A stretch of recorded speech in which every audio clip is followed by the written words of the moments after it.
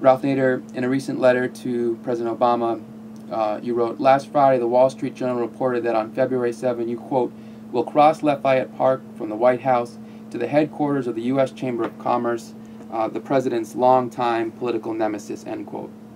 What about walking next door and visiting your political friends at the headquarters of the AFL-CIO, whose member unions represent millions of working Americans?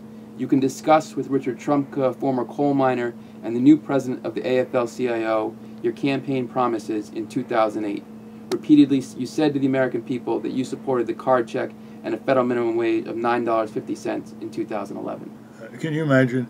Here's President Obama, who was given huge support by the AFL-CIO in the 2008 election, bringing out votes, making contributions to his committees, and in return, he promised that he would raise the minimum wage to $9.50 by 2011 and push on Congress to pass the card check, which would make it easier for employees of large employers like Walmart to organize themselves into a union.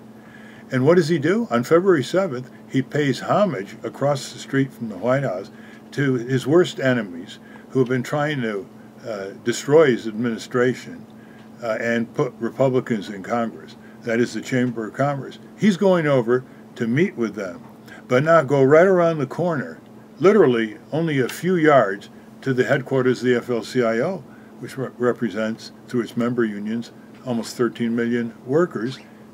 I mean, does this make sense? He pays homage to his enemies, and he turns his back on his supporters. Unfortunately, that's been a trademark of the Obama regime. They look forward to curtsying before their opponents, bringing to the White House people like the CEO of Pfizer 5 times, the CEO of Aetna 6 times, but not inviting the heads of the single-payer health insurance movement once. And there's something about a character of a president who turns his back on his supporters and curtsies in front of his opponents. And I think there should be enough of a demand on the White House, calling the White House switchboard, to say, at the same time you visit Chamber of Commerce, the logistics are very simple, Mr. President. Go around and meet with Mr. Trumka and his colleagues at the head of the AFL-CIO. After Tucson's tragedy, you wanted to be ecumenical and you wanted to ingather opposing groups. There's no better way to do that than to visit both of those institutions on February 7th.